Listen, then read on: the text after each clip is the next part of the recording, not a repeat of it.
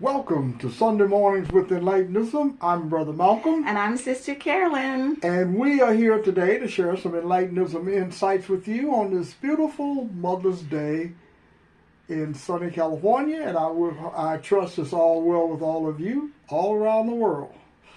Sister Carolyn is going to get us started. She is an Enlightenism teacher and practitioner and workshop facilitator about the new philosophy of Enlightenism. It's a new way to think and live, a new way to think about power, and a new way to understand that the greater power of God is in you. Always. Here's Sister Carolyn to get us going. Sister Carolyn. Always. Thank you, Brother Malcolm. As always, I want to thank you for tuning in to the Enlightenism broadcast. Enlightenism is truly a new way to think and live. And I want to say to all the moms this morning, Happy Mother's Day. And may every day be a happy Mother's Day. No matter what you're going through, just remembering that you love your children and you will do anything to help them. Do anything so that their hearts don't hurt. Whether they're 2 days old or a lot of years old, you still are going to be the mother. And today I want to talk a little bit about the relationship with the self. Truly, I know that doing anything well and being effective in your own life is to be comfortable with who you are. That's one of the reasons why we bring this Enlightenism broadcast to you. So that no matter what happens in your life, that you can always feel complete within yourself. Even if you're going through a little sadness. Now people ask me, do I ever go through sadness? Do I ever go through things that don't really add up? And I would say yes. And what I know is when those things happen, it's an opportunity for you to grow. It's an opportunity for you to understand that you are responsible for the current conditions in your life, no matter what they may be. And knowing that you have the power within you to heal whatever is troubling you. And knowing that that is your responsibility moment to moment. We are not actors, and we don't set the scenes, and we don't set the title of the play. We just know as enlightenists that we are whole, perfect, and complete, faceless, formless, and colorless, and have everything that you will ever need for the journey. And when you know that, you complete the beingness that you are. You can ask yourself the question, in any situation and with any feeling, who am I aware of being? And when that question comes up for me, as it does in moments when I am out of sorts with myself, I ask myself that question, who am I aware of being? Who am I aware of being in this moment? Not so much who did something to me, but what am I believing now? Where am I living in this moment? What I enjoy so much about Enlightenism and its teachings, the principles open you up to your awareness of being. You know when you are not carrying a smile with you when you go someplace. You know when you are not carrying joy with you. And so whatever we do in this life, we are responsible for what we carry into this life, into any environment that we go into. When we say, hello, how are you? To really mean that. And to understand from the deepest part of your being that you are asking a question that is important. You are delivering a smile that is important. What I think is important is people talk about karma. And what I know is if we don't have anything good to give, we can't receive anything good because we don't see it and we're not living in that place.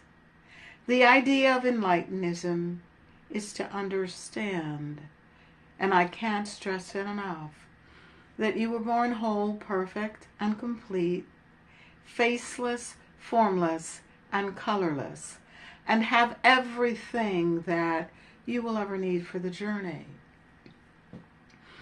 Life is a journey, and we decide whether that journey is effective. And we know it through our being. We know it through our doing. We know it when we speak. We know where we're living. We know when we say something unkind to someone.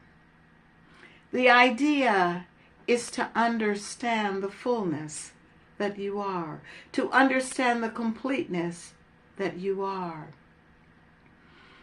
And what I know is that when things happen to you that you don't like, you don't want them to happen, what relationship do you have with yourself to move forward in your own life?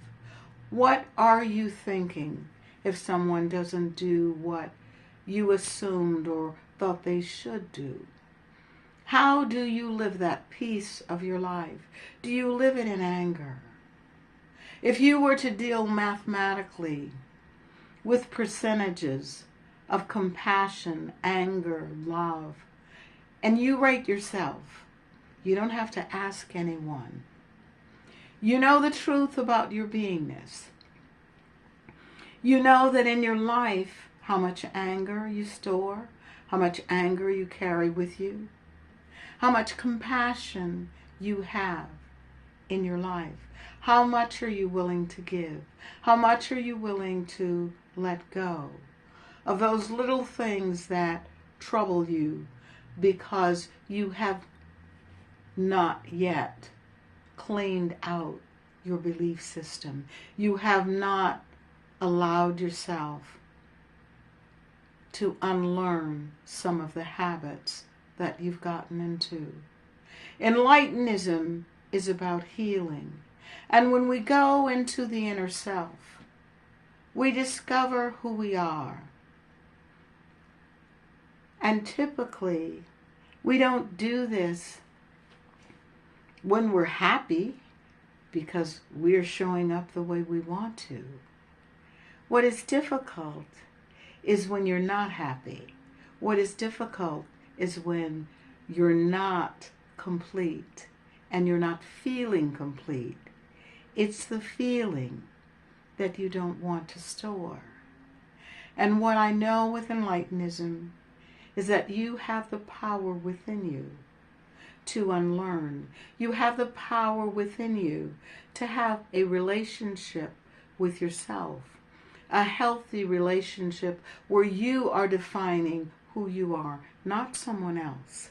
It's always been important to me for me to define who I am.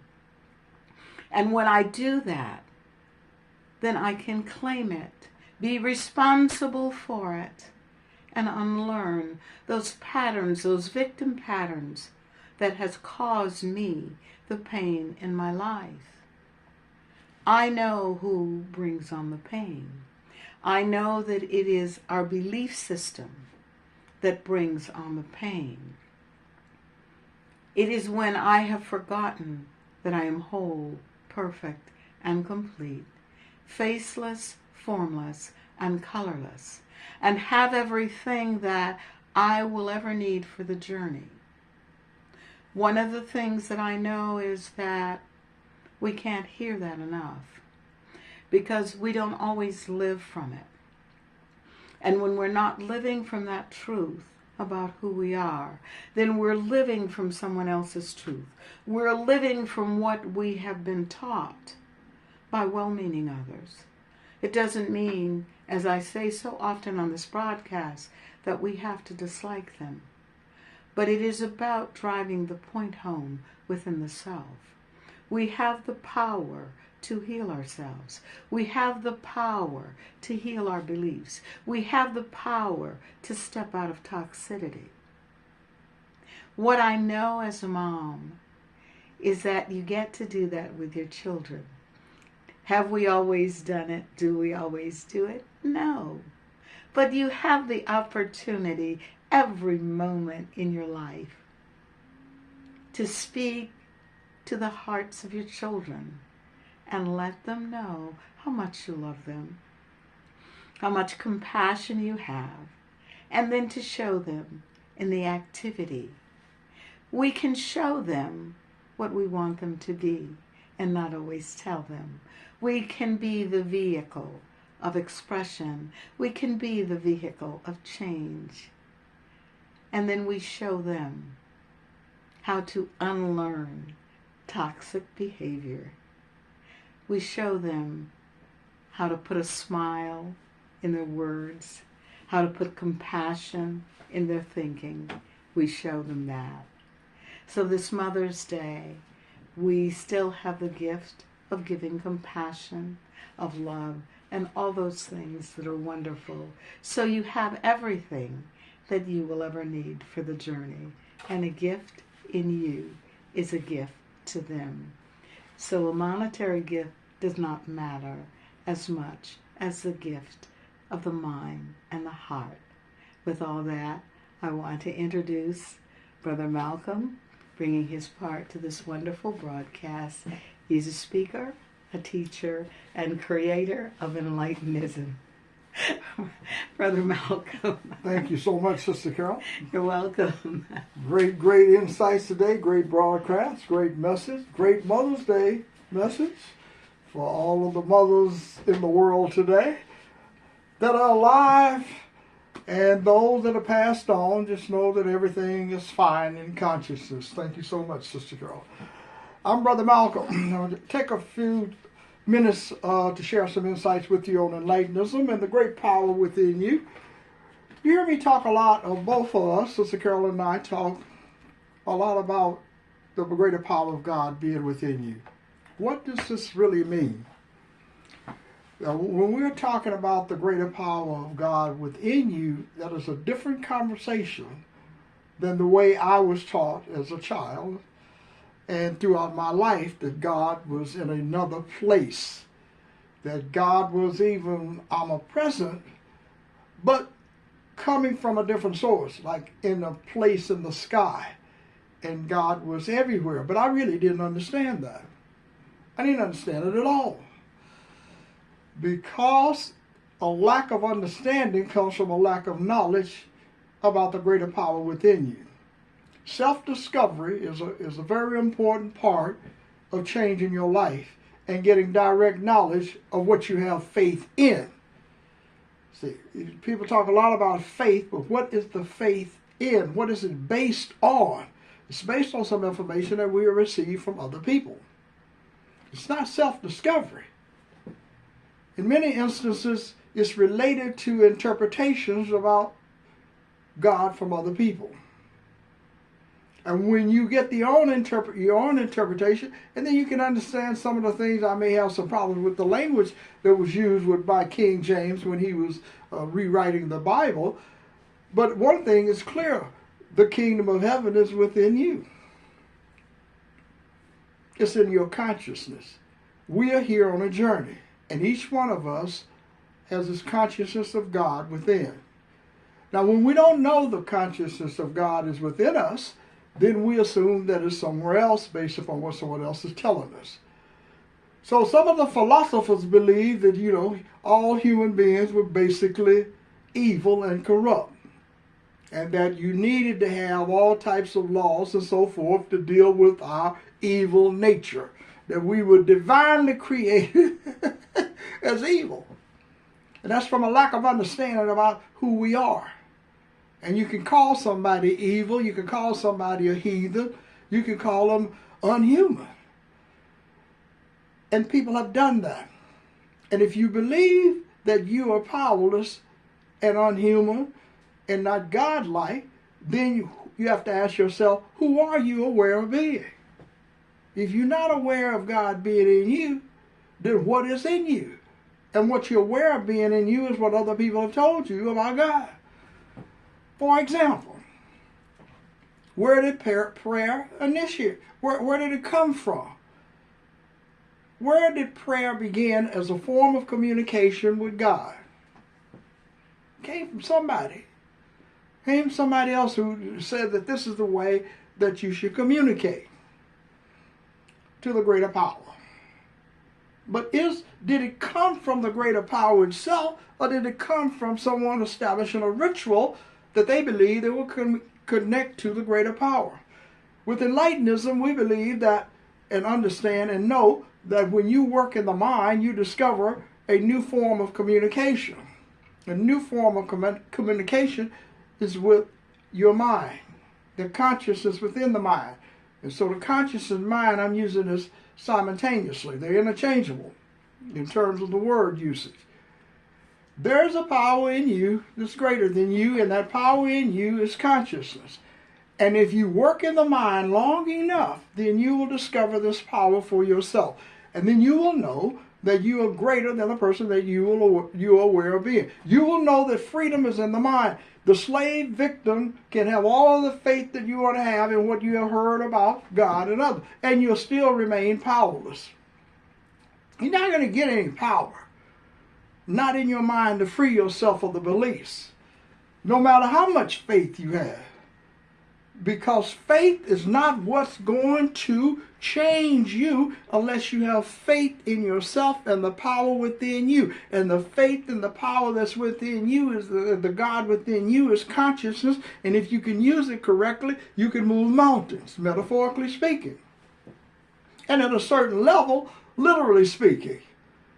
The power that I am talking about that you have today in you, that we have been ignoring all of our lives because we believe it's somewhere else where someone else has told us about it. We cannot have so much faith that you ignore yourself and the power within you, and to believe that everything about this great power is coming from other people and other interpretations about it. Because then you're locked into the darkness, and now your faith could be in anything that someone is telling you. Your faith could be in the situation that there is a slave-master relationship in the United States of America at a certain point in time. And that it was ordained by God that certain people, the African people, should be slaves, and the other people, the European people, should be owners. And people don't want to talk about that on Mother's Day. But it's in your mind. You know about it. These are things that you have heard about. You've heard about these things. You know of these things. And this history that is tied to all of us is what victimizes us. Because it's a misinterpretation not only about history, but about you. So you get caught up in race and color and gender and age and so forth. Then you start living that way. Some people are old at 30. So, oh, you're 30 years old, you're really old. And if you talk to someone that's 16 and you are 30, then that 16-year-old person thinks you're really old. Then what do you think about yourself? See, if we're using others' beliefs, then we become old whenever they tell us that we're old.